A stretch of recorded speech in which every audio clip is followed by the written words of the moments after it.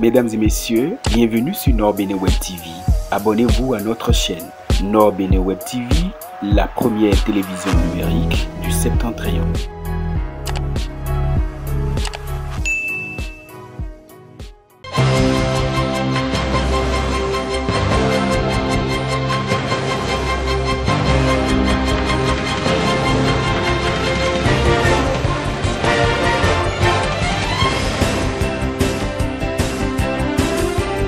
Mesdames et messieurs, bonsoir et bienvenue sur Nord Bénin Web Télévision pour cet autre numéro de la vérité biblique sur l'aliénation de l'Afrique noire. Précédemment, nous avons planté le décor en analysant avec beaucoup plus de clarté le sous-développement de l'Afrique à travers la malédiction de Cham.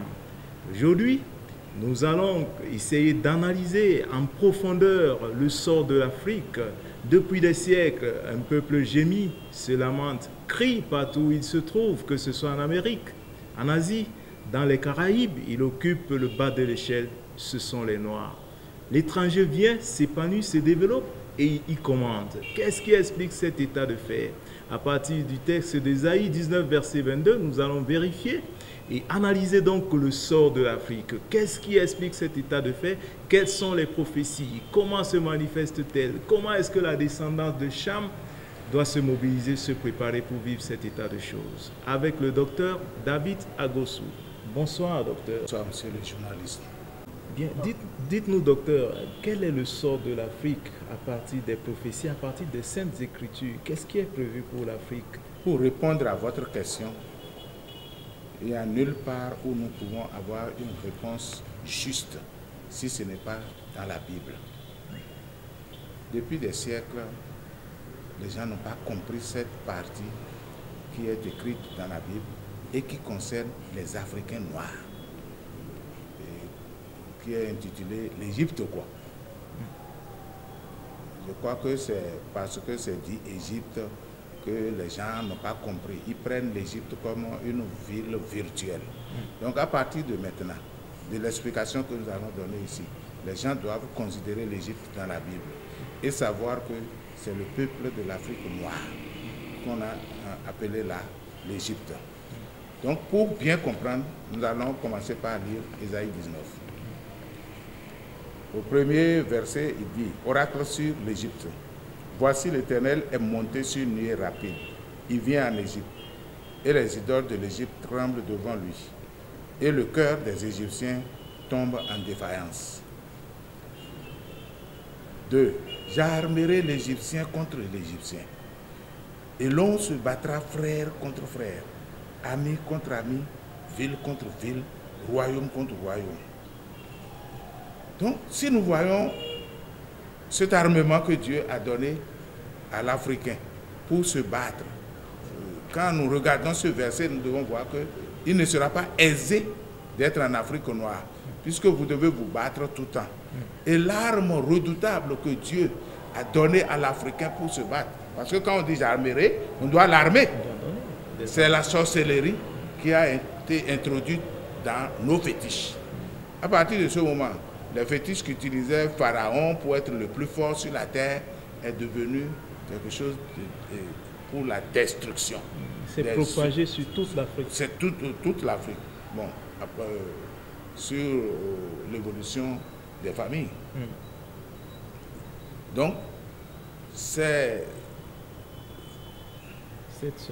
cette sorcellerie qui a été introduite dans les fétiches. Les fétiches sont devenus négatifs. Et chaque fois maintenant, c'est pour tuer. Donc, tout ce que vous faites et qui est féticheur là, n'a aucun bon sens. Aucun. Il n'apporte aucun développement. Il n'apporte aucun développement. D'autres disent, non, nous faisons ceci, nous faisons cela, mais c'est comme ça. Ça n'apporte aucun développement. Nous allons prendre ça comme ça. Sauf que, là où le côté est mauvais, c'est que ça n'agit pas sur nos maîtres. Dieu a dit Égyptien contre Égyptien. Et vous allez voir que dans les familles, là, si l'un des membres de ta famille n'est pas dans le groupe des sorciers, on n'arrive même pas à t'atteindre. Parce qu'il n'est pas dedans, il ne les utilise pas. Et ils ne te connaissent pas. Il faut qu'on te connaisse d'abord. On ne te connaît pas. Vous voyez, non, c'est pourquoi ça ne marche pas avec nos maîtres. Mais avant de continuer, docteur, apparemment, même cette sorcellerie n'est pas suffisamment maîtrisée par l'Afrique, sinon elle nous aurait apporté le développement. Et c'est ça ce que je dis. Pour que ça amène le développement, c'est qu'il faut que ça puisse combattre nos maîtres. Donc, comme ça ne peut pas combattre nos maîtres, c'est pour cela que ça ne peut pas amener le développement. Ça n'amène que la destruction. Ce que Dieu a dit là, c'est pour nous détruire. Et dans les développements qui vont suivre, on va bien comprendre pourquoi Dieu a agi comme ça. D'accord, poursuivons. Donc, si nous prenons le verset 3, nous voyons que l'esprit de l'Égypte disparaîtra du milieu d'elle. Et j'anéantirai son conseil. On consultera les idoles et les enchanteurs, ceux qui évoquent les morts et ceux qui prédisent l'avenir. Voilà ce que Dieu dit. Donc, l'esprit de l'Égypte disparaîtra du milieu d'elle. Donc, il faut comprendre quel est l'esprit qui était sur l'Égypte. C'est ça que les gens n'arrivent pas à comprendre très souvent. L'esprit qui était sur l'Égypte, si vous avez appris l'histoire, vous saurez que l'Égypte était le berceau de l'humanité. C'est lui le berceau de l'humanité. C'est à partir de l'Égypte que toute la création a évolué. Toutes les premières inventions de modernité ont commencé en Égypte. Mais aujourd'hui, l'esprit qui faisait cela, Dieu a dit que l'esprit disparaîtra du milieu d'eux. Et ils ne feront que se bagarrer entre eux tout le temps. Donc, il dit qu'il va anéantir son conseil. Ça veut dire partout où les Noirs vont se rassembler pour décider du développement, c'est du néant. Donc ça, c'est le verset 2, ça. Le verset 3. Au verset 4, il dit, « Et je livrerai l'Égypte entre les mains d'un maître sévère. Un roi cruel dominera sur eux, dit le Seigneur, l'Éternel des armées. » Voilà. Ainsi donc, vous savez, l'histoire nous rapporte que les colonisateurs se sont rassemblés à Berlin et ils ont divisé l'Afrique pour les gouverner comme ils veulent. Donc, et c'est ça qui a amené la traite négrière dont nous parlons chaque fois sans connaître quelle est l'origine de la traite. Et cela continue avec les néocolons aujourd'hui. Donc, il faut que ce soit clair. Après, nous reviendrons sur les détails. Bon, au verset 5, il dit, « Les eaux de la mer tariront, le fleuve deviendra sec et aride. 6. Les rivières seront infectes, les canaux de l'Égypte seront bas et desséchés, les joncs et les roseaux se flétriront. » Alors, il s'agit ici du Nil qui fournissait de l'eau pour arroser les riches berges de l'Égypte dans son temps. Nous évoluons sur le verset 7. Ce ne sera que nudité le long du fleuve, à l'embouchure du fleuve. Tout ce qui aura été semé près du fleuve se desséchera, se réduira en poussière et périra. À partir de cette prophétie que Dieu a envoyée en Égypte, désormais, l'Égypte, qui pendant 1000 ans environ, nourrissait 80% de la population du monde, en son temps, doit se contenter maintenant de vivre PAM. Programme alimentaire mondial. Programme alimentaire mondial. Et vous savez ce que c'est. De l'aide alimentaire pour voilà. Un pays qui était aussi riche et qui produisait. Voilà. Pour les pauvres affamés africains, il faut qu'ils importent de la nourriture malgré l'étendue de la richesse de la terre africaine. Et un peuple analphabète, donc laboureur, qui n'arrive pas à labourer pour manger à sa propre faim. Donc, c'est quelque chose qui est au-dessus de l'intelligence humaine. Au verset 8, les pêcheurs gémiront. Tous ceux qui jettent la maison dans le fleuve se lamenteront. Et ceux qui étendent les filets sur les eaux seront désolés. À partir de là, ce sont les poissons congelés que nous sommes obligés d'importer jusqu'à nos jours. Tout le monde le sait. 9. Ceux qui travaillent le lin peigné et qui tissent des étoffes blanches seront confus. Alors, à partir de cette prophétie, tous les travailleurs sont tous insatisfaits de leurs revenus jusqu'à nos jours. On revendique, ça ne s'arrange jamais. Insatisfaction. Nous sommes dans l'insatisfaction parce que l'Éternel des armées a dit: ceux qui travaillent le lin payé et qui tissent des étoffes blanches seront confus. Dans la confusion, qu'est-ce que vous pouvez faire? Absolument rien. 10. Les soutiens du pays seront dans l'abattement. Tous les mercenaires auront l'âme attristée. Les princes de Soan ne sont que des insensés. Les sages conseillers de Pharaon forment un conseil stupide. Voilà ce que nous sommes devenus. Il dit que nos chefs d'État et autres, nos chefs d'État, nos maires, nos préfets, nos sous-préfets, tout ce qu'on a, ils ne forment qu'un conseil stupide, ils sont dans la confusion. Comment oser dire à Pharaon: je suis fils de sage, fils des anciens rois? Dans cette confusion, on ne peut pas se prétendre le fils d'un sage ou bien le fils de Pharaon, parce que Pharaon était le gouverneur de tout le monde entier. Mais aujourd'hui, les choses ont changé par Dieu lui-même. 12.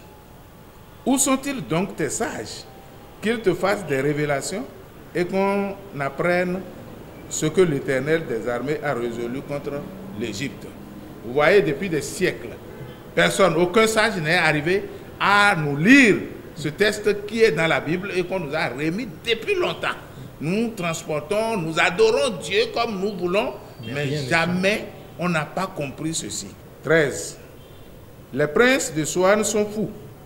Les princes de Nob sont dans l'illusion. Les chefs des tribus égarent l'Égypte. Donc si les chefs des tribus que nous choisissons aujourd'hui, c'est pour égarer le pays noir. Ils ne font rien, ils ne peuvent rien faire de constructif. Ça, c'est Dieu même qui l'a dit comme ça. Donc, et encore, je mets une parenthèse, si nous nous soulevons contre ces chefs-là, ça veut dire que nous nous soulevons contre la parole de Dieu. Donc, depuis des siècles, vous voyez ce que nous endurons. N'est-il pas stupide des dignes fils des sages? Et n'y a-t-il personne pour nous faire cette révélation? Même pas les missionnaires qui nous ont amené l'évangile. Verset 14. L'Éternel a répandu au milieu d'elle un esprit de vertige pour qu'il fasse chanceler les Égyptiens dans tous leurs actes, comme un homme ivre chancelle en vomissant. Mais dans ces conditions, qu'est-ce que vous pouvez faire? Un soulard. Nous savons tous que ce n'est pas bon de se saouler la gueule. Et voilà, c'est l'esprit qu'on nous a donné.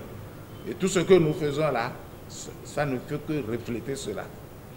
15. Et l'Égypte sera hors d'état de faire ce que font la tête et la queue. Alors, la branche du palmier et le roseau. Voyons les ivrognes qui élisent un chef quartier. Comment cela va se passer? Et quel choix feront-ils? C'est toujours parmi les ivrognes qu'ils feront leur choix. Que peuvent-ils faire de bon? Jusque-là, les hauts cadres ne savent pas qu'il faut ce qu'il faut à la place qu'il faut. Les chefs des tribus égarent l'Égypte. C'est ce que le président Kérékou dit, intellectuel taré, et président Talon de dire désert de compétences.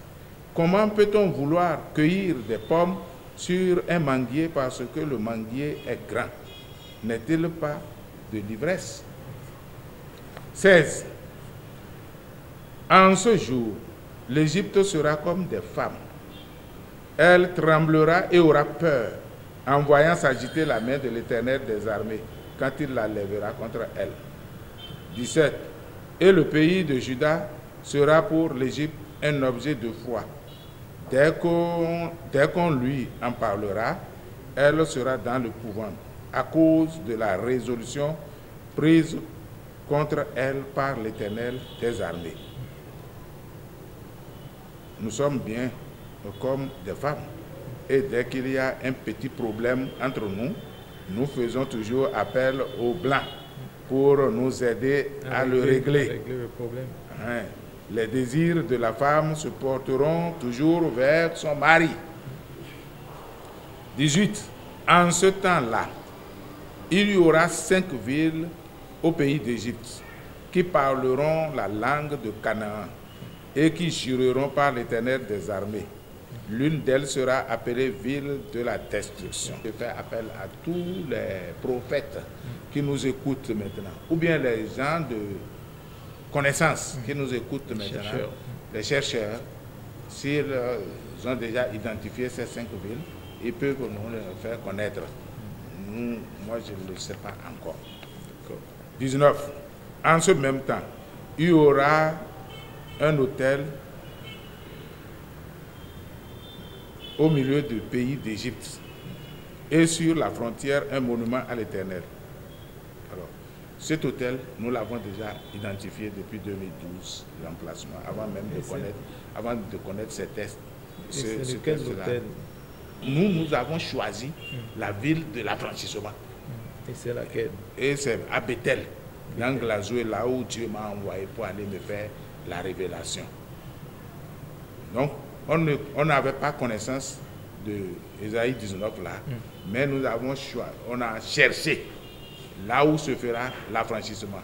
Et l'un des prophètes parmi nous a trouvé que c'est Bethel. Nous nous sommes renseignés et Bethel a aussi des histoires du genre qui correspondent à ce que Dieu a préparé, une ville déjà pour ça. 20. Ce sera pour l'Éternel des armées un signe et un témoignage dans le pays d'Égypte.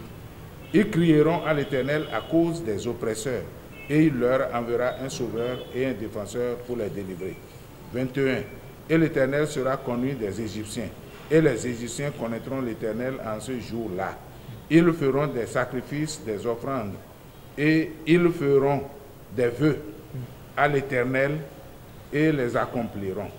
Ainsi l'Éternel frappera les Égyptiens. Il les frappera, mais il les guérira, et ils se convertiront à l'Éternel, qui les exaucera et les guérira. Notre défenseur aujourd'hui, c'est la parole de Dieu. Et Dieu a promis qu'il va nous envoyer un défenseur quand on va crier à lui pour nous guérir. Et parce qu'il avait dit, on peut périr faute de connaissance. Parce que l'écriture est là, on n'a pas lu. Donc on doit périr si on ne lit pas. Et c'est pour cela qu'il nous a envoyé la parole. Parce que beaucoup de personnes prient et nous demandons, bon, on ne connaît pas notre situation. Donc il a envoyé la parole. Et c'est cette parole qui peut aujourd'hui nous délivrer. Quand nous allons revenir, nous allons voir que Jésus est venu, il nous a appris tout ce que nous devons faire pour être délivrés. Donc, Jésus est la parole de Dieu. Et la parole de Dieu que nous avons ici maintenant, elle est une parole de délivrance. Donc, Jésus, même quand il est venu, parce que Dieu a dit, mon peuple périt faute de connaissance, moi j'avais pensé que Jésus allait nous arranger autrement, quoi. Mais il a dit dans Matthieu 23, vous pharisiens grecs hypocrites, vous fermez la porte à ceux qui veulent aller au paradis, vous n'entrez pas et vous ne laissez pas ceux qui veulent entrer. À partir de ce moment-là, j'ai dit, donc si on n'a pas la connaissance de la parole de Dieu, voilà ce que Dieu a dit, voilà ce que Jésus a dit. Si on n'a pas la connaissance de la parole, on va périr, on n'ira pas, on ne mérite pas d'être, comment on dit là? Sorti, on ne mérite non, pas. on ne mérite pas d'avoir le pouvoir de devenir enfant de Dieu. Parce que ce n'est pas la parole qu'on aura le pouvoir de devenir enfant de Dieu. Donc au verset 23, il dit, en ce même temps, il y aura une route d'Égypte en Assyrie, les Assyriens iront en Égypte et les Égyptiens en Assyrie. Et les Égyptiens, avec les Assyriens, serviront l'Éternel. 24. En ce même temps, Israël sera, lui, troisième, uni à l'Égypte et à la Syrie. Et ces pays seront l'objet d'une bénédiction. Alors, comme nous venons de comprendre ceci, nous devons travailler pour la coopération entre les pays à qui la promesse est faite. Et nous devons savoir que l'Éternel a parlé. Et depuis longtemps, il avait dit, il a promis à Abraham, ceux qui te béniront, je les bénirai. Ceux qui te maudiront seront maudits. Et c'est ça, nous voyons aujourd'hui, Israël est toujours là. Si c'est que nous avons eu très tôt cette parole et qu'on allait vers la bénédiction d'Israël, c'est que Dieu allait déjà nous bénir, mais ne connaissant pas la parole, on est ignorant de la parole. Et c'est ça que Dieu dit, qu'on est resté éternellement ignorants et on va périr si on continue de rester comme ça. Mais Dieu a pitié de nous. Comme Dieu il est compatissant, il nous a envoyé la vérité que nous n'avons pas compris. Donc au verset 25, il dit, l'Éternel des armées les bénira en disant, béni soit l'Égypte, mon peuple, et la Syrie, œuvre de mes mains, et Israël, mon héritage. Donc finalement, avant le retour de Jésus, voilà à quoi s'attend l'Afrique. D'abord, ce que nous ne savons pas, c'est premièrement l'Afrique qui sera bénie. Si nous croyons en Dieu, si nous croyons aux prophéties bibliques, et nous devons croire, parce que tout ce que Isaïe a dit s'est accompli comme il avait prévu. Donc, Dieu a promis ici qu'il va bénir l'Afrique. Et il précise encore son peuple. Et il va bénir la Syrie, œuvre de ses mains, avant que Israël ne soit béni pour fermer son héritage. Donc, Dieu, à ma compréhension, veut une coopération entre les trois pays-là pour que la bénédiction puisse s'installer. Mais comme c'est l'Afrique qui est le premier continent à être béni, ça veut dire que il y a une œuvre que l'Afrique doit accomplir pour ouvrir la voie, ou bien pour aider les autres à s'accomplir. Parce que la révélation est partie d'ici. Ce n'est pas en Syrie, ce n'est ni en Israël. Tout cela, ils n'ont pas compris cela.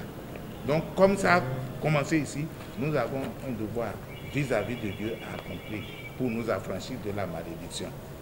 Vraiment, merci beaucoup, docteur. Mesdames et messieurs, vous avez compris comme moi que l'Afrique est dans la souffrance, l'Afrique est dans les difficultés. Le noir a de la peine à sortir, mais le noir a une promesse prophétisée par Isaïe, c'est-à-dire accepter la vérité, accepter Jésus-Christ, pratiquer cette volonté, et la promesse sera réalisée à partir de l'Afrique, en passant par la Syrie, et pour finir par Israël, et donc l'accomplissement sera fait. Merci beaucoup, docteur, d'avoir participé à ce numéro.